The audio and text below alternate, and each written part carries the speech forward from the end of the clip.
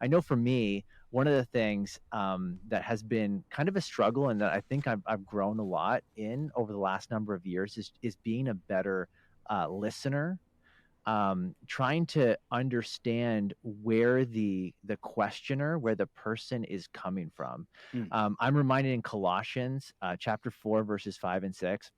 It says, walk in wisdom towards outsiders, making the best use of your time. Let your speech always be gracious, seasoned with salt. And then it says, so that you will know how you ought to answer each person, Mm. not each question. Because we can go to the internet and find out all the books that we own and find out all the answers to the questions.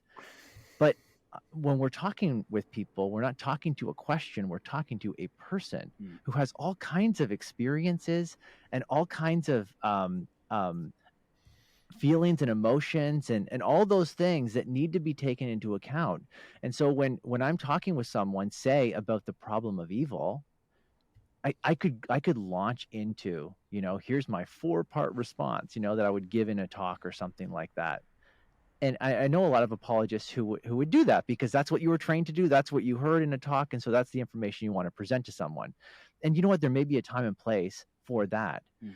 But oftentimes we need to stop and just maybe listen to where the person is coming from. Why Yeah. are they asking that question? I think I heard Sean McDowell say that when someone asks about the problem of evil, his first question is, well, how has evil impacted your life? How are you suffering? And that just, I mean, because if the person, say, has just been diagnosed with cancer or something, then obviously giving some kind of intellectual response is going to like totally miss the Mm. mark, Yeah. right? Could be unloving. It could, absolutely, it could come across as unloving. Wow, I talked to this Christian, they were so cold. They told me, this Bible verse or whatever that just, it totally missed the mark. What I wanted was that Christian to sit with me Mm. and listen and maybe, wrap their arms around me as I cry or something like that, Yeah. So kind of knowing your audience and the lay of the land, and that involves listening. I think we need to do better at apologetically listening.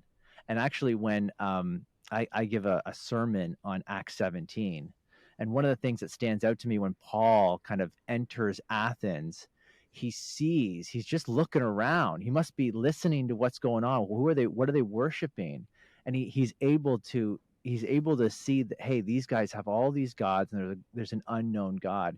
And all that happens because he's got his ear to the ground. He's listening, and he's able to respond accordingly. Mm.